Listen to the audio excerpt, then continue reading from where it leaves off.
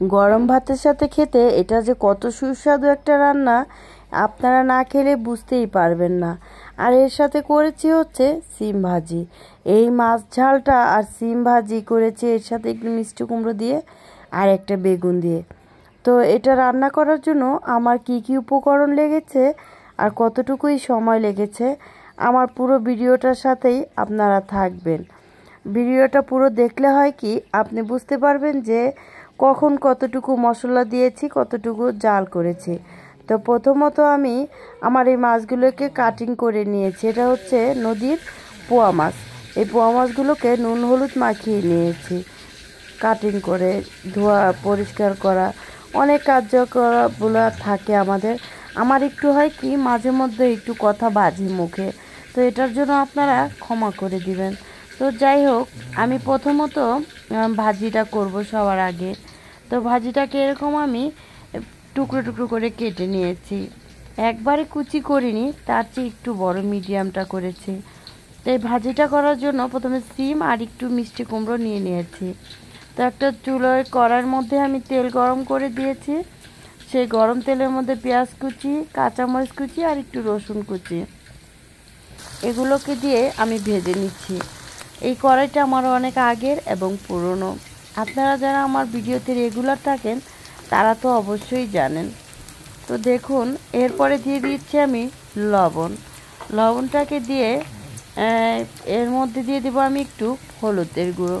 হলুদের গুঁড়োটা পরিমাণ মতো দিলে ভালো লাগে। আমার যেহেতু সবজিটা অনেক বেশি, এই ক্ষেত্রে আমি হলুদের গুঁড়োটা একটু বাড়িয়ে দিলাম। তার সাথে দিয়ে দিচ্ছি ধনিয়ার গুঁড়ো এবং জিরার গুঁড়ো। এই গুঁড়ো মশলাগুলো দিয়ে আমি একটু হালকা করে নেড়ে চেড়ে নেব। আর চুলার আঁচটা তো আমি অবশ্যই কমিয়ে নিতে হবে, বা নিয়েছি। এখন একটু নেড়ে চেড়ে এর মধ্যে আমি আমার সবজিগুলোকে সুন্দর করে ঢেলে দিব। অল্প একটু ভাজা হওয়ার অপেক্ষায় থাকবো, তারপরেই আমি ঢেলে দিব।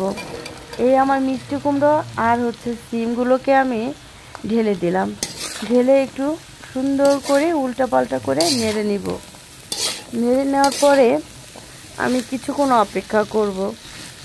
অপেক্ষা করার পরে আমি এর মধ্যে দিব হচ্ছে এই বেগুনটা। এই বেগুনটাকে আমি এই সবজির আকারেই কাট করে দেব। কারণ কি, আমি যখন এই রান্নাটা করি একসাথ করে দিয়ে দিলে হবে কি বেগুনটা সবার আগেই গলে যাবে। এখন যেহেতু শীতকাল, আমরা সবজিটা একটু বেশি খাবো।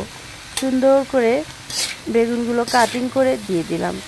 আমি অবশ্য সবজি আস্তই ধুই, আর বেগুনটা শেষে দেওয়ার কারণ হচ্ছে যে আমি বেগুনটাকে আগেই ধুয়ে নিয়েছিলাম, এরপরে কাটিং করে দিয়ে দিলাম। আর ওখান দিয়ে আমার নুন হলুদ মাখানো সেই পোয়া মাছগুলো সুন্দর করে ম্যারিনেট হচ্ছে। আর এখান দিয়ে আমার ভাজিটা রান্না হচ্ছে। একটু মাছটা ম্যারিনেট করতে দিলে হয় কি লবণটা ভালো করে ঢোকে। তো এর মধ্যে আমি দিয়ে দিলাম আবার একটু আলু কুচি। ছোটো একটা আলু পেয়েছি, আমার হাতের কাছেই ছিল, ওটা দিলাম। এখান দিয়ে ভাজিটা হচ্ছে। আরেকটা চুলার মধ্যে আমি তাওয়া বসিয়ে তেল গরম করতে দিয়েছি। এরপর আমি এক এক করে আমার মাছগুলোকে ভেজে নিলাম। ভেজে নেওয়ার পরে তো দেখুন আমার মাছগুলো এক পিঠ হয়ে গিয়েছে। তো এখন আমি মাছগুলোকে উল্টে পাল্টে দিব, আর এখান দিয়ে ভাজিটাও নাড়চাড় করে নিচ্ছি। ভাজিটা আমার হয়ে গিয়েছে, আর এখান দিয়ে মাছগুলো ভাজা শেষ।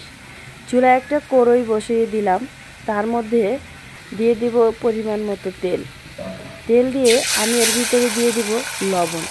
লবণটা দিলে হয় কি বাটা মশলা দিয়ে রান্না করলে এই লবণটা যাওয়ার কারণে গায়ে ছিটে কম, একটু ধোয়া হয় এইরকম।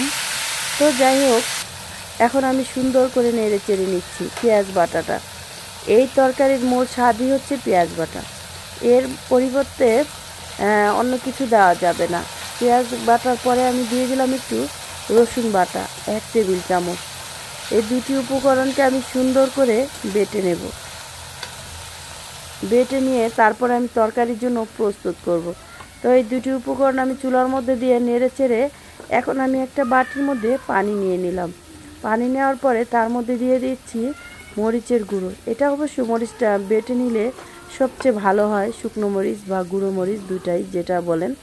তা আমি বাটি নিয়ে, আমার যেহেতু একটু সময় কম আর একটু গলাটাও বসে গিয়েছে, এই জন্য নিয়ে নিলাম বেশ 3 থেকে 3.5 টেবিল চার চামচের শুকনো মরিচের গুঁড়ো, আর হলুদের গুঁড়ো, ধনিয়ার গুঁড়ো, জিরার গুঁড়ো।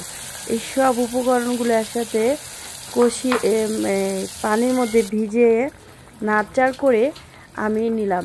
নেওয়ার পর এগুলোকে ঢেলে দিলাম। পেঁয়াজ আর রসুন বাটা যে একটা পেস্টের মতো ছিল সেটার মধ্যে দিয়ে দিলাম। দিয়ে একটু এভাবে তেলের উপরে চলে আসবে। আসার পরে আমি আমার এই দেখেন ভাজা মাছগুলো দেখতে খুবই লোভনীয়, একটু কড়া কড়া করে মাছটাকে ভাজতে হবে। তো এখান দিয়ে আমার মশলার মধ্যে তেল চলে আসছে মশলার উপরে। নাড়চাড় করতেই আছি। আমি যখন রান্নাটা করছিলাম তখন রাত ছিল, তো পাশে ভাইয়ারা অনেক নাক ডাকতেছিল, সেই শব্দটাও নিশ্চয়ই এটার মধ্যে ভিডিওর মধ্যে গিয়েছে, একটা মিউজিকের কাজ করবে। তো যাই হোক, আমি এখন একটু পরিমাণ মতো একটু ঝোল দিয়ে দিলাম, বেশি ঝোল হলে ভালো লাগবে না। এখন আমি এক এক করে আমার মাছগুলোকে দিয়ে দিব।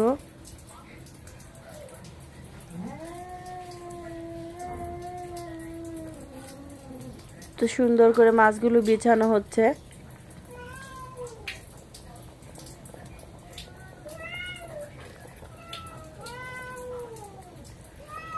একবারে গুজি গুজি দিচ্ছি মাছগুলোকে,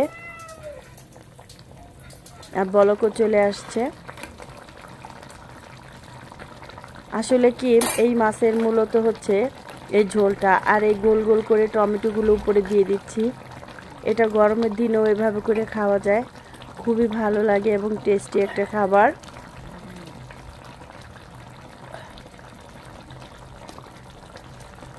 এখন এই টমেটোটা একটু সেদ্ধ হওয়ার অপেক্ষায় থাকবো, তেমন একটা ঝোল রাখবো না। এটাকে গা মাখা ঝোল বলে। গা মাখা এই ঝোলের তরকারিটা আমি রান্না করব। আমার বাসায় অবশ্য অতটা চুলা ভালো নেই, তো আপনাদের চাই দেখানোর জন্য ভেঙে গিয়েছে চুলাটা আমার একটু চেঞ্জ করা দরকার। অবশ্যই একটা কারেন্টের চুলাও আছে আমার। তরকারিটা অনেক সুন্দর একটা কালার চলে আসছে।